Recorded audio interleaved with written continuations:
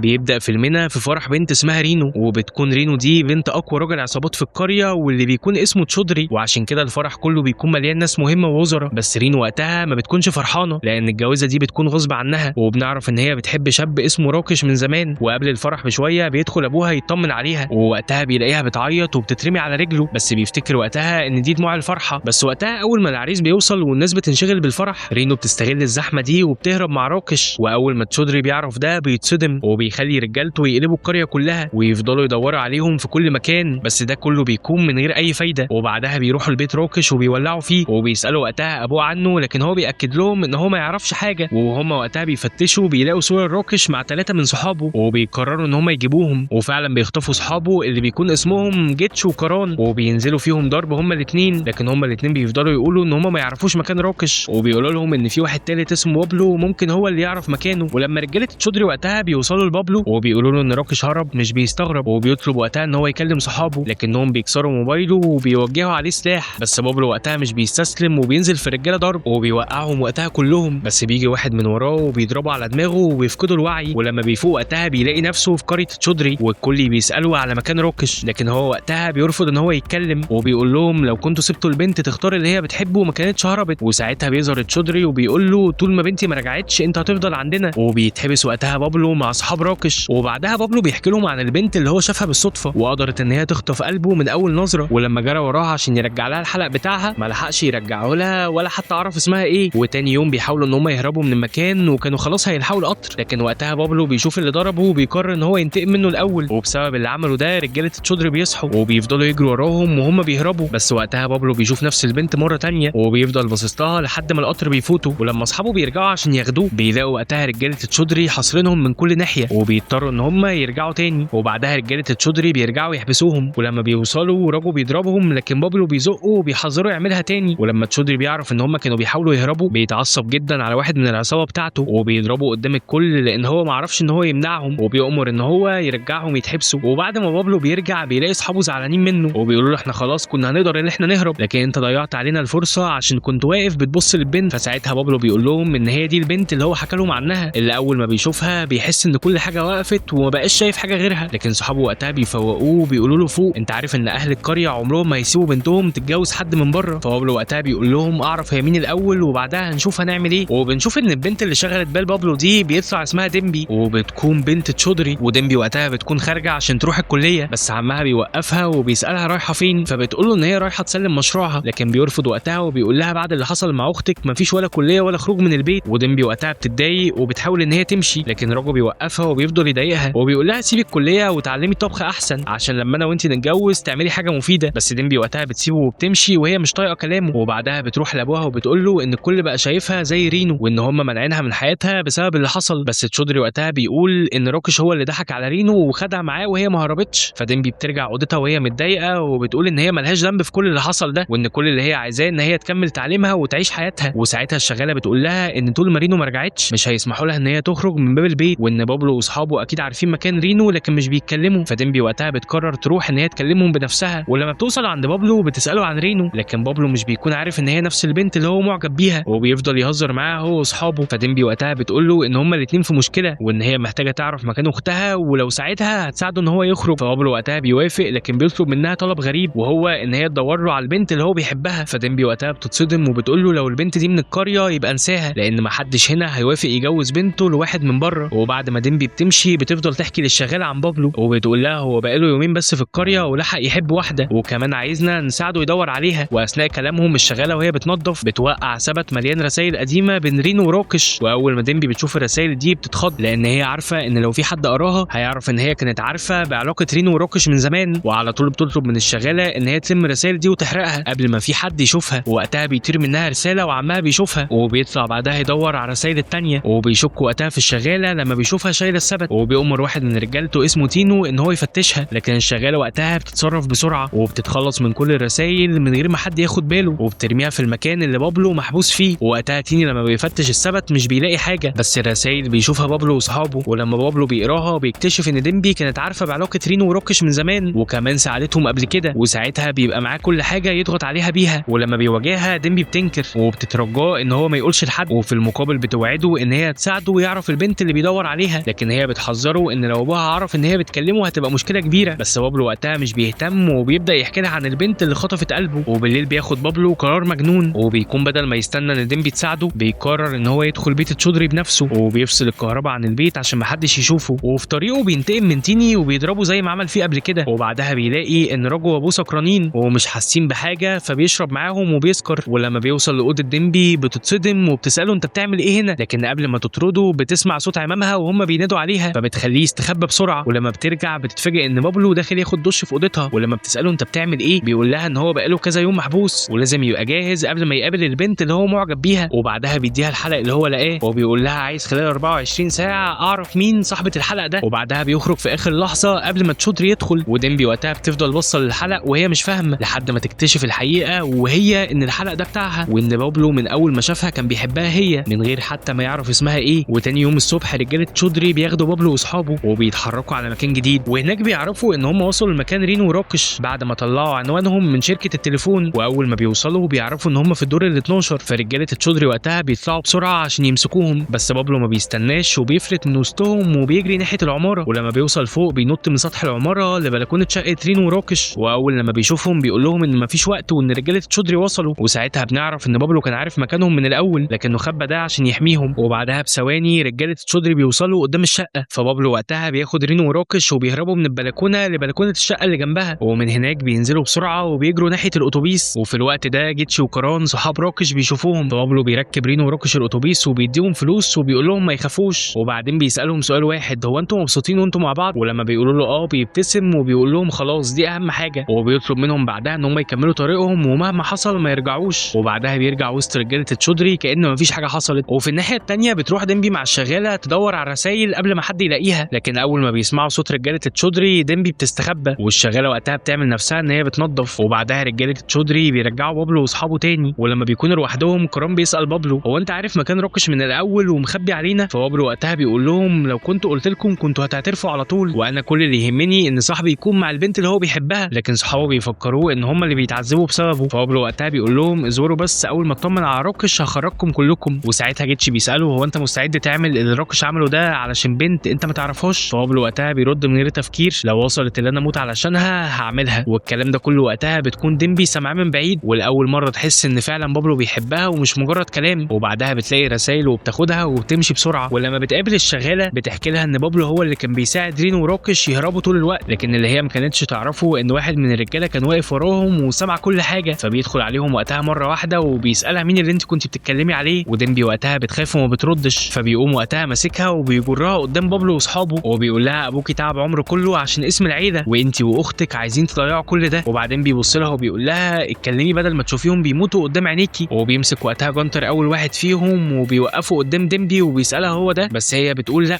وبعدها بيمسك كران وبرضه بتقول لا، لكن اول ما بيجيب بابلو قدامها وبترفع عينيها عليه بتتوتر. وفي نفس اللحظه دي بابلو بيفهم ان البنت اللي هو كان بيدور عليها طلعت ديمبي بنت تشودري. وبيفضل وقتها باصص لها ومش قادر يشيل عينه من عليها. وجانتر وقتها اول ما بيشوف نظراتهم بيفهم ان بابلو هو الشخص اللي كانت بتحاول ان هي تخبيه، وده بيخلي تشودري يفقد اعصابه ويؤمر رجالته ان هم يكتفوا بابلو. وبعدها بينزلوا في ضرب وبيسالوه راكش ورينو فين، لكن بابلو وقتها مش بيكون مهتم بالضرب ده، وده بيخلي تشودري يتعصب اكتر. فبيمسكه وقتها من شعره وبيقول له انا لو رينو قدامي دلوقتي كنت هقتلك بايدي. فبابلو وقتها بيرد عليه وبيقول له طب لو انت بتحب بنتك قوي كده ليه هربت منك؟ والكلمه دي بتخلي تشودري يولع اكتر. وساعتها تشودري بيبتسم وبيقول له يبقى هنخليك تشوف صحابك وهم بيموتوا واحد ورا التاني. واول ما بيسمع كده بابلو بيتوتر جدا لان هو عارف ان اصحابه ما لهمش ذنب، فبيضطر وقتها يقول لهم ان راكش ورينو في مدينه دلهي. وتاني يوم الصبح بيروحوا رجاله تشودري بيجهزوا نفسهم وبيتحركوا ناحيه مدينه دلهي ومعاهم بابلو واصحابه. وقبل ما بابلو بيمشي بيفضل باصص لديمبي وبيقول لها لو حبيتي حد في يوم من الايام اعترفي بحبك وما تخبيش، لان ممكن يجي وقت وما تلاقيش قدامك غير اللي انت تهربي معاه. والكلام ده بيخلي راجو يتعصب جدا وبيحاول ان هو يهجم عليه، لكن تشودري بيوقفه. وساعتها بابلو بيقول لتشودري خد ديمبي معانا احسن تهرب هي كمان زي اختها. والكل وقتها بيستغرب من كلامه، لكن بعد شويه تشودري بيوافق. وبعد ساعات بيوصلوا لمدينه دلهي وكيكي وقتها بيفرح وبيقول خلاص اخيرا هنمسك راكش ورينو. لكن بابلو وقتها بيضحك وبيقول لهم استنوا انا كنت بضحك عليكم، هم اصلا مش في دلهي. وبيقول لهم ان هم في تشيملا وانا هفضل الف في تشودري وراهم لحد ما يتعب. وبنشوف وقتها ان تشودري راح اسم الشرطه عشان يطلب مساعدتهم، ولما مأمور والظباط بيقولوا له ان هي مش في دلهي بيتعصب جدا. وبعدها بيروح هو ورجالته للمعبد البلد عشان يصلي ان بنته ترجع له. وبعدها بيقرروا ان هم يرجعوا الفندق ويكملوا بحث تاني يوم. ومع اول النهار بينزلوا محطه القطر وبيفضلوا يوروا وقتها صوره رينو وروكش للناس، لكن محدش بيعرف عنهم حاجه. وسط الزحمه بابلو بياخد باله ان في شويه بلطجيه مركزين مع ديمبي، فبيقرب وقتها منها بسرعه، فبتقول له انا قلت لك قبل كده احنا مش هينفع نبقى مع بعض. لكن بابلو بيضحك وبيقول لها هو انا بستسلم بسهوله؟ انا بحب الحاجات اللي تتعبني. وبيطلع بعدها ورقه من جيبه وبيقول لها بصي عقد الجواز جاهز وانا مضيت عليه، مستني بس توقيع العروسه. فديمبي وقتها بتفضل بصاله، وفجاه اخو تشودري بيلمح بنت شبه رينو راكبه اتوبيس، فبيقول للكل وبيتحركوا بسرعه. ووقتها بيركبوا العربيات وبيجروا ورا الاتوبيس وبيوقفوه وبينزلوا كل اللي جواه ويفتشوا الناس واحد واحد، لكن في الاخر بيكتشفوا ان البنت دي مش رينو. وقتها بيعتذر تشودري للناس وبيرجعوا يركبوا تاني. وساعتها بابلو بيبص اللي حواليه وبيسال فين ديمبي، وتشودري وقتها بياخد باله ان هم سابوها في محطه القطر، فبيجري بسرعه بابلو وبيرجع يدور عليها في كل مكان وبيفضل ينادي عليها ويفتش في كل الشوارع اللي حوالين المحطه، لكن كل ده بيكون من غير فايده. ولما بيبدا يفقد الامل بيلمح التمثال بتاعها واقع على الارض، فبيمسكه وبيفهم ان اكيد حصل لها حاجه، وبيبدا يجري ورا الطريق اللي وصل له التمثال لحد ما بيوصل لمصنع قديم بعيد عن الناس. وهناك بيلاقي شويه بلطجيه محاصرين ديمبي، ووقتها البلطجيه دول بيحاولوا ان هم يخوفوه وبيطلبوا منه ان هو يمشي، لكن بابلو بيدخل وسطهم وبيقدر ان هو يوقعهم واحد ورا التاني، وكل واحد بيقرب منه وبيطيره بعيد. ورغم ان عددهم كان كبير محدش فيهم بيقدر ان هو يوقفه، والمكان كله بيتحول لخناقه كبيره. وديمبي بتفضل واقفه مصدومه من اللي هي شايفاه، مش مصدقه ان في حد خاطر بنفسه عشان ينقذها. وبعدها تشودري ورجالته بيوصلوا، واول حاجه بيعملها بيجري على ديمبي وبيطمن ان هي بخير. وبعدها بيبص لبابلو والاول مره بيشكره قدام الكل، وبيرجعوا وقتها للفندق. وبالليل ديمبي بتروح تقف مع بابلو في البلكونه وبتقول له انا حتى ما لحقتش اشكرك على اللي انت عملته عشاني، لكن بابلو وقتها بيقول لها انا لسه ما عملتش حاجه. وبعدين بيسالها انت عمرك عملتي حاجه عشان نفسك ولا دايما بتعملي اللي ابوك عايزه منك؟ فديمبي وقتها بتسكت لان هي عارفه ان هو عنده حق. فبيكمل بعدها وبيقول لها احنا بنعيش مره واحده بس، فما تضيعيش عمرك في حياه مش بتاعتك، ولو انت فعلا بتحبيني يبقى لازم يكون عندك الشجاعه وتقولي لابوكي الحقيقه. فديمبي وقتها بتتوتر وما بتعرفش ترد، فبيضحك بابلو وبيقول لها خلاص سيبي الكلام ده دلوقتي واختاري ايد من الاثنين. فبتختار وهي مش فاهمه هو ناوي على ايه. ففجاه بيمسك ايدها وبيطلع بيها على الموتوسيكل وبيقضوا وقتها اليوم كله سوا. والاول مره ديمبي تحس ان هي عايشه من غير خوف ولا اوامر من حد. وتاني يوم بنشوف تشودري ورجالته مسافرين على بلد اسمها شميله بعد ما الشرطه بتعرفهم ان رينو وراكش كانوا هناك. ولما بيدخل البيت اللي كانوا مستخبيين فيه بيتصدم، البيت بيكون صغير جدا وحالته صعبه ومش شبه الحياه اللي بنته كانت عايشاها. وفجاه بيلاقي الشال بتاع رينو هناك، فبيعرف ان هي كانت فعلا عايشه في البيت ده. وساعتها تشودري بيتكسر لاول مره وبيحس ان بنته كانت بتعاني وهي بعيد عنه. وبالليل بيكون تشودري لوحده وبيمشي في الشارع وهو مش قادر يستوعب اللي حصل، فبابلو وقتها بيروح له وبيحاول ان هو يهديه. وساعتها تشودري بيطلع كل الوجع اللي جواه لاول مره قدام بابلو وبيقول له انا من يوم ما رينو اتولدت وانا عايش عشانها، اشتغلت ليل ونهار وبنيت اسمي وجمعت فلوس كتير، وكل ده كان عشان اوفر لها حياه احسن من اي حد. لكن في الاخر اللي انا الاقي بنتي اللي كنت بعمل كل ده علشانها سايبه كل حاجه عملتها علشانها وعايشه في بيت بالشكل ده، وعشان ايه؟ عشان شخص قالت ان هي بتحبه. انا حقيقي مش فاهم، هو الحب ممكن يخلي الانسان يرضى يعيش بالظروف دي؟ الحب لوحده مش كفايه يا بابلو، ولا هياكل حد ولا هيحميه. انا كل اللي انا كنت عايزه ان انا اشوفها سعيده ومرتاحه، لكن دلوقتي انا حتى مش عارف هي فين ولا عامله ايه. والاول مره وقتها بنشوف ان تشودري انهار قدام بابلو ودموعه بتنزل وهو حاسس ان هو خسر بنته، رغم ان هو كان فاكر طول الوقت ده ان هو بيحميها. اما بابلو وقتها بيفضل ساكت ومش لاقي كلام يقوله، لان هو بدا يفهم ان تشودري مش بس شخص قاسي زي ما كان شايفه. وتاني يوم بابلو بيقابل ديمبي والاول مره بتبص له وبتعترف ان هي بتحبه، بس بتقول له وقتها ان هي خايفه ان هي تواجه ابوها ومش عارفه تعمل ايه. وفجاه تشودري بيقف مكانه وهو شايف رينو جوه اتوبيس، فبيجري بسرعه وبيفضل يطلب من السواق ان هو يقف. وفعلا وقتها الاتوبيس بيقف، ورينو اول ما بتشوف ابوها بتتجمد وما بتعرفش تتحرك. اما راكش فبيحاول ان هو يهرب بيها، لكن وقتها رجاله تشودري بيحاصروا المكان من كل ناحيه وبيمسكوه وبيبداوا ان هم يضربوه. وبابلو اول ما بيشوف كده بيجري عليهم وبيحاول ان هو يوقفهم، وبيفضل وقتها يطلب من تشودري ان هو يسيبه لان هو شايف ان رينو اختارت حياتها. لكن تشودري وقتها بيكون موجوع ومش قادر ان هو يتقبل اللي حصل. ورينو وقتها بتدخل هي كمان وبتقف قدام ابوها وبتقول له احنا ليه دايما غلط؟ ليه مفيش مره تسمعنا وتخلينا نختار حياتنا بنفسنا؟ ساعتها تشودري بيبص رينو وبيقول لها دورت عليكي في كل مكان مش عشان اذيكي، انا بس كنت عايز اطمن ان انت بخير. وجانتر وقتها بيطلب منها ان هي تعتذر لابوها وتقول له ان هي غلطانه، بس هي وقتها بترفض ده. وقتها عمها بيطلع مسدسه وبيكون عايز يخلص عليها، وابوها وقتها بيودي وشه الناحيه الثانيه عشان مش بيكون قادر يشوف المنظر ده. لكن قبل ما اي حاجه تحصل رينو بتصرخ وبتقول ان هي حامل، والكلمه دي بتوقف الكل. وتشودري وقتها بيأمر الرجاله بتاعته ان هم ينزلوا سلاح ويسيبوا رينو وراكش عشان الطفل اللي في بطنها. لكن هو ماشي بيبص لها وبيقول لها من النهارده اعتبري ان انت خسرتي ابوكي، انت بالنسبه لي ميته. وبعدها بيروح لبابلو وبيقول له انا كنت فاهمك غلط، انا مفيش عداوه بيني وبينك، ولو فاضي تعالى احضر فرح ديمبي وراجو. وساعتها بابلو بيحس ان الكلام نزل عليه زي الصدمه، لان هو فاهم ان تشودري لسه متمسك بجواز ديمبي من راجو. وبيركب وقتها تشودري والرجاله بتاعته العربيات وبيسيبوا بابلو وهو واقف مكانه وحاسس ان كل حاجه هتضيع منه. وقتها بابلو وديمبي بيبصوا لبعض نظره طويله من غير ما اي حد فيهم يتكلم، عشان بيكونوا هما الاتنين حاسين ان دي اخر مره هيشوفوا بعض فيها. بابلو وقتها بيفتكر كل اللحظات اللي عاشها معاها من اول يوم شافها فيه لحد المواقف اللي خلتهم يقربوا من بعض. اما ديمبي بتفضل طول الطريق ساكته وسرحانه ومش قادره تستوعب ان هي بعد ساعات قليله هتكون مرات راجو. وبنشوف وقتها تشودري وهو بيبعت دعوه فرح لجيتشو وكران، واصحاب بابلو وقتها لما بيشوفوه بيقولوا له ان مفيش غير حل واحد بس ممكن يعمله، وهو ان هو يخطفها. فبعد تفكير كبير بابلو في الاخر بيوافق، وبتبدا وقتها تجهيزات الفرح. لكن ديمبي كانت ابعد واحده عن الفرحه، والكل حواليها بيكونوا بيضحكوا وبيرقصوا وهي واقفه بحزن وكانها رايحه تسلم حياتها لحاجه مش عايزاها. وبتقول وقتها للشغاله انا كنت فاكره ان يوم جوازي ده هيكون اجمل يوم في حياتي، لكن النهارده اول مره احس بالخوف بالشكل ده. ولما بابلو مشي فهمت ليه رينو اختارت ان هي تهرب. ابويا قبل كده اخد حريه اختي منها، والنهارده بيحاول يعمل نفس الموضوع معايا. ومن غير ما ديمبي تاخد بالها كانت تشودري واقف بيسمع كل كلمه، وهنا لاول مره بيفهم ان الموضوع مش مجرد عناد، وان بنته فعلا بتحب بابلو. فبيخاف وقتها يخسرها هي كمان زي ما خسر رينو. وبيخرج وقتها يدور على بابلو قبل ما الكارثه تحصل، وفعلا بيلاقيه وقتها داخل الفرح هو واصحابه. فبيستقبلهم عادي جدا وكأن هو مش عارف اي حاجه، لكن عينه بتفضل عليهم طول الوقت. ولما بيشوف ان ديمبي اول ما شافت بابلو ملامحها بتتغير قلقه بيزيد اكتر. فبيروح وقتها لبابلو وبيمسكه وبيقول له تعالى اقعد جنبي، النهارده عايزك تفضل معايا طول الفرح. وبيفضل يفتح معاه اي كلام وبيحاول ان هو يشغله باي طريقه، لان هو بيكون عارف ان هو لو ساب بنته دقيقه واحده هيلاقي بنته اختفت معاه. وبعد شويه مرات تشودري بتيجي تقول له يلا قوم غير هدومك علشان المعازيم وصلوا. بس تشودري وقتها ما كانش عايز يسيب بابلو خالص، وكان كل شويه يبص له كانه خايف ان هو يبعد عنه لحظه. فبتقول له مراته وقتها ما تخافش عليه، بابلو قاعد اهو مش هيتحرك من مكانه. فبيقوم تشودري وقتها يغير هدومه بسرعه، واول ما بيرجع يبص على المكان اللي بابلو كان قاعد فيه وبيلاقيه فاضي. وبيفضل يدور عليه في كل حته وهو فاكر ان بابلو اخد ديمبي وهرب بيها، لكن الحقيقه ان بابلو بيكون واقف بعيد مع ديمبي لوحدهم. وديمبي وقتها بتكون فرحانه جدا لان هي فاكره ان هو خدها عشان يهرب بيها، لكن بابلو وقتها بيبص لها بحزن وبيقول لها انا غيرت رايي، ابوك يعرف ان احنا بنحب بعض، ولو خدتك ومشينا دلوقتي هكون بكسره للمره الثانيه. وديمبي وقتها بتبص له وهي مش مصدقه وبتقول يعني ايه بعد كل اللي حصل ما بيننا ده هنسيب بعض. فبيهز بابلو راسه وبيقول لها يمكن ده الصح. وفي الوقت ده بيكون تشودري بيدور على ديمبي وهو خايف ان هي تكون مشيت، ولما بيلاقيها قاعده مكانها بيحس ان هو ارتاح. فبتقول له مالك يا بابا انت شكلك خايف قوي. وبعدها بتبص له وهي دموعها بتنزل وتقول شكرا على كل حاجه عملتها علشاني، وبتنزل تبوس رجله. وتشودري وقتها بيتاثر جدا من كلامها لكن بيحاول ان هو يخبي احساسه قدام الناس. وبعدها يروح لبابلو وبيقول له عايزك تقولي الحقيقه، هو انت جيت هنا علشان تهرب مع بنتي؟ فبيبص له بابلو وبيسكت شويه وبعدين بيقول له انا كنت جاي اخدها وامشي، بس لما شفتك وانت بتدور على رينو في كل مكان فهمت يعني ايه ان اب يكون خايف على بنته. انا بحب ديمبي ومش هنكر ده، بس انت ابوها ومفيش حد هيحبها ويخاف عليها زيك، عشان كده انا رجعت في كلامي، انا مش عايز اخلي بنتك التانيه تضيع منك هي كمان. وبعدها بابلو بيلم اصحابه وبيمشي من الفرح، وفي الطريق صحابه بيسالوه هو انت سبتها ليه؟ فبيقول لهم اوقات لازم حد يضحي عشان اللي بيحبهم. لكن قبل ما يكملوا طريقهم راجو بيظهر هو ورجالته وبيقفوا قدامهم وبيبص لبابلو بغضب وبيقول له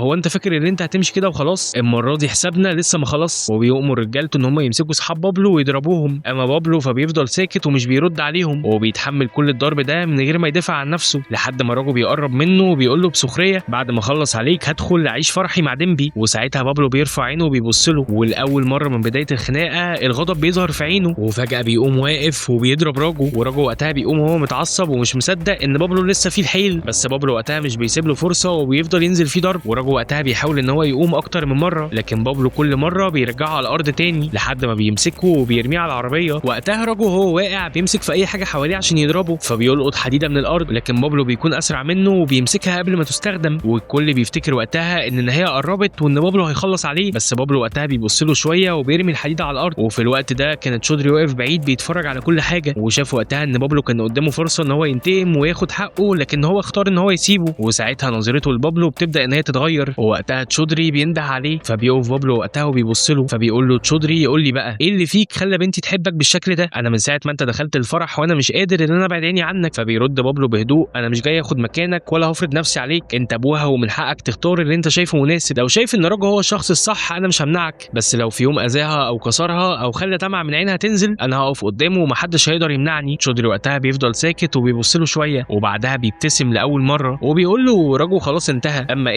انت من النهارده عريس بنتي بنتي. وبابلو بيقف قدامه ومش مستوعب اللي سمعه. اما ديمبي فبتكون دموعها في عينها من الفرحه وبتجري على بابلو وبتحضنه. وتشودري بيبص للكل وبيقول انا كنت فاكر ان القوه في الفلوس والاسم والخوف اللي الناس بتخافوا مني، لكن الواد ده علمني ان الرجوله مواقف. يمكن هو مش من اهل القريه بس اثبت ان هو احسن من ناس كتير منها، ومن النهارده هو هيكمل حياته مع بنتي. وساعتها بابلو بيبتسم وبيبص لتشودري وبيقول له طالما وافقت عليا عندي طلب اخير، سامح رينو وراكش، اللي حصل حصل ومش لازم العيله تفضل متفرقه. فتشودري وقتها بيسكت شويه وبيفكر وبعد كده بيهز راسه وبيقول خلاص اللي فات مات. بنروح بعدها ب10 سنين لمقر المباحث الاوروبيه، وكلهم بيكونوا بيحاولوا يوصلوا لواحد اسمه جيان، وده بيكون اخطر هاكر في العالم كله واللي بيدير شبكه ضخمه من الجرائم الالكترونيه. وكل عميل في المباحث الاوروبيه بيحاول ان هو يقرب منه بيكشفه وبيقتله على طول. وقتها السيد خان بيقول ان الشخص الوحيد اللي يقدر ان هو يوقفه هو هاكر اسمه بابلو، وده بيكون لان هو عبقري في الاختراق، ولو جيان مسيطر على عالم الجرائم الالكترونيه فبابلو ده محدش يقدر ان هو يجاريه. وفجاه بابلو بيبعت للمباحث رساله مشفره عباره عن فيديو لأميتاب باتشان وبيكون بيقول فيه لو بتدوروا عليا فانا مستنيكم. وبالليل السيد خان بيروح بيته وبيتفاجئ وقتها ان بابلو مستنيه، ولما بيحاول ان هو يبلغ الشرطه بابلو بيقول له ما تتعبش نفسك انا عطلت الشبكه كلها. وبعدها السيد خان بيعرض عليه ان هو يشتغل مع المباحث، بس بابلو وقتها بيرفض وبيقول له ان هو ملوش بلد وعمره في حياته ما هينتمي لحد، وفي الاخر بيقول له ما يدورش عليه تاني علشان هو مش هيظهر غير لما هو يختار ده. وبعدها بابلو بيروح يقعد في بار وهناك بيشوف بنت اسمها نانيا وبتكون بتتخانق مع حبيبها، وعشان تغيظ حبيبها بتروح تبوس بابلو قدامه، فحبيبها وقتها بيتضايق وبيمشي. ولما بتحاول نانيا تدي بابلو فلوس البوسه فبتقول له وقتها خلي بالك انت محظوظ ان انا اخترتك تاخد البوسه. فبابلو وقتها بيمسكها وبيبوسها هو كمان وبيقول لها وقتها ان انت اللي محظوظه. وجرأته دي وقتها بتخلي نانيا تنجذب ليه وبتبدا ما بينهم قصه حب. وبعدها نانيا بتاخده معاها الحفله علشان تعرفه على اخوها، لكن اول ما بابلو بيشوفه بيرفع عينه عليه وبيتصدم لان اخوها ده بيكون جيان نفسه. والصدفه دي بتقلب كل حاجه لان هو بقى قدام الراجل اللي مباحث كلها بتحاول توصل له من سنين. وبعدها نانيا بتعرف بابلو على اخوها جيان، وبعد شويه الاتنين بيقعدوا يتكلموا لوحدهم، فبيقول له بابلو ان هو حابب ان هو يشتغل معاه. وقتها جيان بيبتسم وبيقول له يعني انت لسه عارف اختي وعايز تشتغل معايا بالسرعه دي؟ وبعدها بيفاجئه وبيقول له انا عارف ان السيد خان هو اللي بعتك ليا، لكن بابلو بينكر اي علاقه بخان. وبعدها جيان بياخد بابلو الاجتماع مع رجال اعمال وبنعرف ان كلهم فاسدين، وبيطلب منه ان هو يخترق موقع المباحث الاوروبيه عشان يعرفوا هم بيخططوا لايه. فبابلو وقتها بيحاول لكن الحياه بتكون قويه وبيفشل اكتر من مره. ولما رجاله جيان بيرفعوا عليه السلاح وجيان بيديله 60 ثانيه بيركز وبينجح وبيقدر ان هو يخترق الموقع في اخر ثانيه، وده بيخلي جيان يعرف ان بابلو فعلا تقيل وبيعرض عليه وقتها فلوس وعربيه وبيت وكل اللي هو بيتمناه مقابل ان هو يشتغل معاه. فبابلو فعلا بيوافق لان هو بيحب الفلوس جدا. وبعدها بابلو بيختار عربيته الجديده، بس فجاه في شويه رجاله بيخطفوه وبيضغطوا عليه عشان يقول مكان جيان، لكن هو بيرفض يتكلم ومهما بيضربوه برضه بيرفض. ولما بيرفعوا عليه السلاح بيكتشف ان مسدس فاضي وان كل اللي حصل ده كان اختبار من جيان عشان بيتاكد من ولائه. ولما بينجح بيقول له من النهارده انت واحد من عيلتي وبيسلم عليه. اما السيد خان فكان كل شويه بيتصل ببابلو بس بابلو وقتها ما كانش بيرد عليه. ومن هنا بيبدا يشتغل مع جيان وبيعمل تطبيقات شكلها عادي، واحد للصور وواحد للالعاب بتاعه الاطفال، لكن اي حد بيحملها بياناته وحساباته البنكيه بتوصل لجيان، ومن غير ما الناس بتاخد بالها الفلوس بتبدا تدخل لهم بالملايين. ومع الوقت بتكتر في ايد بابلو وبيشتري بيت جديد، وجيان وقتها بيعجب بشطارته جدا. بس اول ما بيرجع بيته بيلاقي السيد خان مستنيه وبيقول له انك اخترت الطريق غلط، ولو جيان وقع انت كمان هتقع. بس بابلو وقتها بيقول له انا باخد فلوس وشهره اكتر من اللي انت هتاخدهم في حياتك، وبيقول له على فكره لو انت عايز تنضم وتكون خاين فانا بعرض عليك اللي انت تعمل ده. بس وقتها السيد خان بيرفض وبيمشي وهو بيستحقر بابلو. وبعدها بابلو بيروح البنك يشتري بيت لاصحابه، وهناك بيشوفوا الموظفين بتوع البنك بيضغطوا على واحده اسمها ايشا، ولما واحد فيهم بيهينها بابلو بيتدخل وبيضربه لحد ما ايشا دي بتهديه. وقتها ايشا بتحكي له ان جوزها خد كارد عشان يشتري عربيه بس الفلوس اتسرقت من حسابه، ولما ما عرفش يسدد الكارد انتحر من القهر. وهنا بابلو بيتصدم لان هو بيكتشف ان هو كان السبب في كل اللي حصل للعيله دي، ومن ساعتها بابلو بيقرر ان هو يغير حياته وبيسدد وقتها الكارد بتاع ايشا، وبيوعدها ان هو يحقق حلم جوزها ويهتم بابنها، وبيطلب منها ان هي تعتبره زي ابنها وهي بتوافق. بعدها بابلو بيروح لخان وبيعترف بكل حاجه وبيقول له ان هو هيوقف البرامج اللي صنعها دي، وبعدها بيرجع شركه جيان وبيعطل السيستم، وبعدها بياخد كل البيانات اللي ادين جيان. لكن قبل ما بيهرب واحد من الموظفين بيكشفه وبيأمر الامن ان هم يقبضوا عليه، وفي نفس اللحظه دي خان ورجاله المباحث بيقتحموا الشركه، ووسط الفوضى بابلو بيقدر ان هو يهرب، وجيان وقتها بينجح هو كمان ان هو يهرب. وبعدها بابلو بياخد ايشا وابنها وبيسافروا انجلترا، وهناك خام بيديله هويه جديده وبيبدا حياه جديده باسم ار جي. وبنشوف وقتها جيان بيقابل رجاله الاعمال الفاسدين وبيقول لهم ان يوم 31 مارس كل الهنود بيدفعوا الضرايب، وفي اليوم ده مليارات بتدخل البنوك، ودي فرصه مناسبه جدا عشان يخترقوا فيها البنوك ويقدروا يسرقوا فلوس الضرايب. لكن قبل ما الاجتماع بينتهي جيان بيقتل واحد من رجاله الاعمال، وبيكتشف وقتها ان هو كان عميل للمباحث الاوروبيه، وساعتها الباقيين بيفهموا ان اي خيانه نهايتها الموت وبيوافقوا وقتها على الخطه. وبعدها بنشوف بابلو في انجلترا بعد ما بقى عايش بهويه جديده باسم ار جي، وبيحاول يبدا من الصفر لكنه مش بيقدر يثبت في اي شغل. وفي اول يوم ليه كمسؤول امن في بار بيتخانق مع واحد من الزباين وبيتضرب، وبيرجع البيت وايشا بتعالجه وبتوصيه خلي باله من نفسه، لكنه بيطمنها وبيقول لها ان هو لقى شغل جديد كسواق. وتاني يوم بابلو بيصحى وما بيلاقيش ايشا لان هي بتكون سافرت الهند تدعي له وربنا يوفقه في حياته الجديده. وفي نفس الوقت ده نانيا بتوصل انجلترا، واول لما بتشوف السواق الجديد بتتجمد في مكانها لان هو بيكون شبه بابلو جدا، وبتجري وراه وبتناديه، لكن بينكر وقتها ان هو يعرفها وبيوريها بطاقته باسم ار جي. لكن نانيا بتفضل مصره ان هو بابلو، ولما بتتاكد ان الوحمه اللي كانت فاكراها مش موجوده بتبدا ان هي تشك في نفسها وبتمشي، بس بتكون لسه حاسه ان هو مستخبي ورا الهويه الجديده. وبعدها بابلو بيرجع البيت وبيطلع موبايل اللي هو كان مخبيه وبيتصل وقتها بخان، لكن اللي بيرد عليه كانت تشينوي بعد ما بيكون انتحل شخصيه واحد من المباحث، وبيطلب منه وقتها كلمه السر، ومن غير ما بابلو بياخد باله بيتخدع وبيقول له عليها. ولما تشينوي بيتاكد ان هو فعلا بابلو بيساله ايه اللي حصل، فبيقول له بابلو ان هو حاسس ان هويته الجديده اتكشفت وخايف رجال الاعمال يوصلوا له، بس تشينوي بيمثل عليه ان هو من المباحث وبيطلب عنوانه عشان يبعت حد يحميه. وفعلا بابلو وقتها بيصدق كلامه وبيديله مكانه، واول ما بيقفل تشينوي المكالمه بيبعت واحد يخلص على بابلو وبيكون اسمه فينس، وفينس بيروح بيته وبيقنعه ان هو من طرف مباحث. بس قبل ما بينفذ خطته نانيا بتوصل وبتاكد ان هي لسه مقتنعه ان هو بابلو، وساعتها فينس بيطلع سلاحه وبيحاول ان هو يقتله، وبابلو بيتصاب برصاصه وبيجري ناحيه عربيه نانيا، ولما بيركبوها بترفض غير لما تعترف بحقيقته. ولما فينس بيقرب فعلا بيعترف بابلو وبيهربوا سوا، ونانيا بتاخده بيتها وبتحاول تعرف منه سبب اختفائه، لكن فينس بيهجم عليهم من جديد وبيضطروا يهربوا. وبعد مطارده عنيفه بابلو بيكشف عن قوته وبيوقع رجاله فينس واحد ورا التاني، وبيقدر ان هو يهرب هو ونانيا. اما فينس فبيرجع لجيان وبيعترف بفشله، وجيان بيعاقبه بطريقته وبيخليه ينتحر قدام الكل، وبعدها بيدي تشينوي مهله يومين عشان يقتل بابلو والا هيكون مصيره زيه. وفي نفس الوقت رجاله تشينوي بيهددوا مدير اعمال نانيا وبياخدوا رقمها عشان يوصلوا لمكانها. اما بابلو ونانيا بيروحوا للدكتوره وبتخرج الرصاصه، وبعدها بيقضوا وقت مع بعض وبيرجع الحب ما بينهم من جديد. بس قبل ما يلحقوا يرتاحوا تشينوي بيوصل لهم وبيبدا مطارده جديده، وبيضطر بابلو ان هو يواجهه هو والرجاله بتاعته من جديد عشان يقدر ان هو يحمي نانيا ويهرب بيها. وبعد ما بابلو ونانيا بينزلوا من القطر بيلاقوا رجاله الاعمال الفاسدين مستنيينهم ومعاهم رجالتهم، وفي واحد فيهم بيقول له اخيرا وقعت، بس بابلو وقتها بيضحك وبيقول له انا اللي جبتكم لحد هنا لانكم اكيد بتتبعوا شريحه نانيا وده كان جزء من خطتي. وساعتها رجالتهم بيهجموا على بابلو لكنه بيطيرهم يمين وشمال وبيخلص عليهم بسهوله. ولما واحد بيحاول يقتله وبيرفع السلاح على نانيا جيان وقتها بيظهر وبيقتله بنفسه لان هو حاول ان هو يأذي اخت جيان. بعدها رجاله جيان بيمسكوا بابلو وبيربطوه، وجيان بيرمي حواليه قنابل وبيسيبه قبل ما المكان بينفجر، ووسط الانفجار الكل بيفتكر ان بابلو مات. وبعد 10 ايام جيان بيحضر جنازه بابلو وبيقول ان يوم 31 مارس قرب وان هو هينفذ اكبر عمليه احتيال في تاريخ الهند. وبعد ما بيمشي نانيا بتفضل حزينه وبتروح تزوره عند المقابر لحد ما بابلو بيظهر قدامها من جديد. في الاول نانيا بتفتكر ان هو شبح، بس بعد ما بتتاكد ان هو عايش بتفضل تعاتبه، وساعتها بابلو بيشرح لها الحقيقه وبيقول لها ان جيان رجع يشغل البرامج من جديد ورجال الاعمال الفاسدين لسه شغالين معاه وخطتهم ان هم يسرقوا فلوس الضرايب يوم 31 مارس، ولكن محدش وقفهم والهند كلها كده هتدخل في كارثه. وفي الاخر بابلو بيبص لها وبيقول لها ان هو قبل كده قدر ينقذ عيله من الكارثه دي، بس المره دي جيان ناوي ان هو يخرب بيوت كتير جدا، وبيقول لها ان هو لازم يوقف جيان قبل ما ينفذ اكبر عمليه احتيال في تاريخ الهند. ونانيا وقتها بتكون فهمت الحقيقه كلها وبتقرر ان هي تقف جنب بابلو، ولما بتساله هيوقفهم ازاي بيقول لها ما دام كلهم فاكريني ميت يبقى دي اكبر ميزه عندي واخلص على كل واحد فيهم من غير ما حد يحس. وبعدها بابلو بيسافر الصين عشان يخلص من واحد من رجاله جيان في الصين واللي بيكون اسمه وونج، واول ما بيشوفه بيتصدم لان هو كان فاكره مات، وعلى طول بيأمر كل المقاتلين ان هو يهجموا عليه، بس بابلو وقتها بيوقعهم واحد ورا التاني، وفي الاخر بيقدر ان هو ينهي على وونج. وبعدها بيسافر مصر عشان يواجه زايد، وبعد مواجهه سريعه بيلحقه قبل ما يهرب بالطياره وبينهي عليه هو كمان. جيان. ولما الاخبار بتوصل لجيان بيعرف ان بابلو لسه عايش، وبيكون في واحد اسمه دوجرا من رجاله جيان بيخاف وبيطلب ان هو ينسحب من خطه 31 مارس، بس جيان وقتها بيرفض وبيأكد ان العمليه هتتم في ميعادها. ومع وصول يوم 31 مارس جيان بيخدع نانيا عشان توصله لمكان بابلو، وفي نفس الوقت ده رجالته بيخطفوا ايشا بعد ما بيقنعوها ان هم من طرف بابلو. اما بابلو فكان مستني ايشا في مطار تاني، لكن رجاله جيان بيوصلوا له وبيقولوا له ان امه اتخطفت ولو عايز يشوفها لازم يجي معاهم، ومن غير تردد فعلا بيروح. وبتكون وقتها نانيا معاه وبتروح معاه، وفي نفس الوقت جيان بيبدا يسرق فلوس الضرايب من حسابات الشعب الهندي. وقتها بابلو بيوصل لمكانه وهناك بيكون كل واحد فيهم مستعد يحسم المعركه. ولما بابلو بيوصل بيلاقي جيان قاعد مع ايشا وكان خاطفها، لكن بابلو بيطلب منه ان هو يبعد امه عن اي حاجه، وجيان بينوم ايشا بخدعه سحريه، لكن بابلو بيضحك وبيقول له كده احسن عشان مش عايز اضربك قدامها. وساعتها جيان بيأمر رجالته ويهجموا عليه، بس بابلو بيخلص عليهم بسرعه وكان رايح يمسك جيان، لكنه بيكتشف ان هو وقع في واحده من خدعه. وجيان بيقول له ان فاضل 5 دقايق بس وفلوس الشعب الهندي كلها تبقى في حسابه. وبعدها بابلو بيفضل يجري ورا جيان من مكان لمكان، وبيواجه خدع ومقاتلين وتماثيل متحركه كلها كانت عشان تضيع وقته، بس في الاخر بيركز وبيوصل لجيان قبل ما الوقت يخلص. ولما بيجري على جهاز الاختراق رجاله جيان بيحاولوا ان هم يعطلوه، بس بابلو بيوقعهم وبيوصل للجهاز، وفي اخر لحظه العداد بيقف وجيان بيتفاجئ لما الشاشه بتعرض فيديو لأميتاب باتشان، وبيكتشف ان بابلو خدعه وان العداد كان شغال على تحميل الفيديو مش على سرقه فلوس الناس. وجيان بيتجنن وقتها بعد ما خطته بتفشل، بس بابلو بيمسكه وبيربطه بالقنابل وبيسيبه مكانه، وبعد ثواني المكان كله بينفجر. وبكده بابلو بينجح في انقاذ الشعب الهندي وبيتجوز نانيا.